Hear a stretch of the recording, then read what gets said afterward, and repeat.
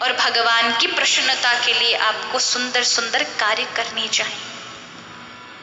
और जो कुछ आपको भगवत भक्ति से, भगवत प्रेम से, पूजा अर्चना से जो चीज आपको प्राप्त हो, उसे फल का त्याग करके, उस कर्म के फल का त्याग करके, तो आपको मोक्ष की प्राप्ति इसी जन्म में हो जाती है, बिना कुछ किए, सिर्फ कर्म करके।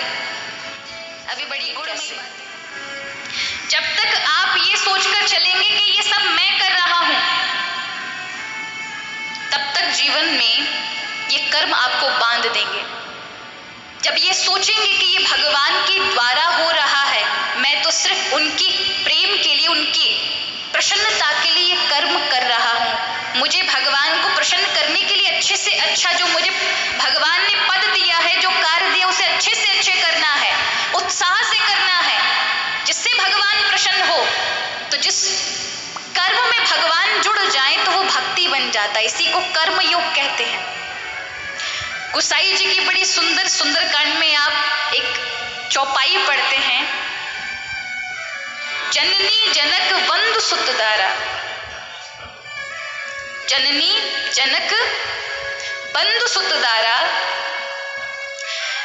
तन धनु भवन सुहद परिवारा।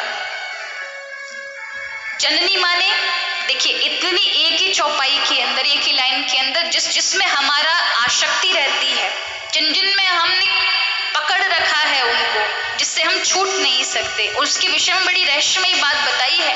गीता के असंख्य श्लोकों का यहाँ फल है, ध्यान से सुनिएगा। कहाँ कहाँ मन हमारा फंसा रहता है? जननी माता में, जनक पिता में, सुत, सुत माने पुत्र, दारा माने पत्नी, फिर तन धनु भवन शरीर, धन माने संपत्ति प्रतिष्ठा पद, भवन माने घर, सुहद माने मित्र आदि परिवार, जिनको जानने पहचानने आपके इतने सारे असंख्य होते हैं, परिवार रिश्तेदार नातेदार, इन्हीं में ही तो आपका संसार रचा पचा है। भगवान कहते हैं सबकी ममता ताग बटोरी, सबकी ममता, सब और में जो आपकी ममता फंसी हुई है इतनी जगह पर, बस यही संसार है। ताग बटोरी, ताग माने धागा, सब जगह से धागा इकट्ठा कर लो। ध्यान दीजिएगा शब्दों पर, क्या कहा? सबकी ममता ताग बटोरी, ताग कहते हैं धागा को, सब जगह से धागा इकट्ठा कर लो, पिता से, माता की ओर से, पत्नी की ओर से, पुत्र की ओर से, भवन की ओर से, पद प्रतिष्ठा की ओर से। अब इतने सारे धागा जब इकट्ठा कर लिए तो फिर अब क्या बन जाएगी? उसे मोड़ लो, उसे रस्सी बन गई। सबकी ममता ताग बटोरी, तब भगवान अब कहते हैं मम पद बांध मनहि बरु डोरी। अब मेरे चरणों में मम पद बांध मनहि बरु डोरी, अब मेरे चरणों में उस सारी डोरी को बांध दे और तू उस कार्य से मुक्त हो जा। ये सोच अब मैं चला रहा हूं और मेरी प्रसन्नता के लिए तुझे सारे कार्य करने। अब देखिए एक ही चौपाई के अंदर कितना बड़ा रहस्य है। लोग कहते हैं हम कैसे छूट सकते हैं? अरे छोड़ना थोड़ी है, छोड़ोगी तो पाप लगेगा। कर्तव्य छोड़े नहीं जाते, कर्तव्य भगवान को समर्पित करके और किए जाते हैं उनकी प्रसन्नता के लिए, तो वही कर्म तपस्या बन जाता है और संसार से मुक्त कर देता है। क्योंकि जब तक सिर पर भार लेके चलोगे दोबारा से संसार में आना पड़ेगा, होता है ना। ये सिद्धांत है कि आप किसी चीज को, भारी चीज को ऐसे फेंकोगे तो पृथ्वी पे आएगी आएगी, जल में डालोगे तो गहराई में जाएगी जाएगी, लेकिन हल्का कर दोगे तो तैरेगी। उसी प्रकार जब अपने संसार का सारा जो भार है भगवान को छोड़ दोगे ना, दीन बंधु दीनानाथ मेरी डोरी अब तेरे हाथ, तो भार से मुक्त हो गया। लेकिन जब खोपड़ी में भार, मेरा घर, मेरा परिवार, मेरी पत्नी, मेरा संसार, मेरा धन, मेरा व्यापार,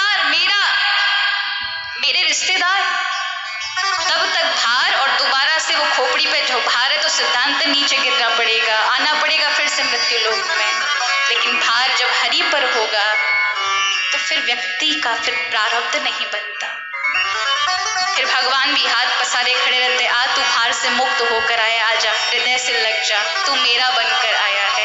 कर्म करते हुए जनक, ध्रुव, प्रहलाद, अमृत जैसों ने, विभीषण जैसों ने, सुग्रीव जैसों ने राजपाट करके, धर्म अर्थ काम मोक्ष आदि का पालन करके, शाम दाम दंड भेद अपना करके, सब संसारिक कृत्य करने के बाद भी मोक्ष पद इसी रीति से पाया कि उन्होंने सब कुछ भगवान को ही अर्पण कर दिया। इसलिए संसार से यदि वैराग्य लोगे तो संसार की सृष्टि की प्रक्रिया गड़बड़ा जाएगी। कोई डॉक्टर कहे, उसने एमबीबीएस किया पढ़ लिख करके, और फिर एकदम से मन में आए कि नहीं मैं तो वैरागी बनूंगा, मैं तो तपस्या करूंगा, मुझे मन नहीं लगता ये हॉस्पिटल आदियों में सब नश्वर है, कुछ नहीं है, मरीज सब जाए, मैं तो अपना भजन करूंगा, तो ये अपराध है। सृष्टि की प्रक्रिया बिगड़ जाएगी, संतुलन खत्म हो जाए, कौन देखेगा उन सबको? भगवान ने जो आपको पात्रता किसके लिए दी है?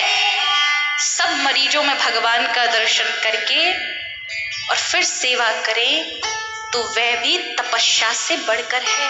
अपने कर्तव्यों को समझें, भगवान प्रसन्न होंगे अगर मैं इनकी सेवा करूंगा, इतनी सी बात है। कर्म फल का त्याग क्या है? जीवन में पूजा अर्चना वंदना कथा श्रवण चिंतन करने के उपरांत जो पुण्य उससे आपको प्राप्त हो, पुण्य से जो सुख प्राप्त हो, धन प्राप्त हो, वो धन अभावों के जीवन के लिए, लोगों के कल्याण के लिए आप जनता जनार्दन में दे दें। इसी को कर्म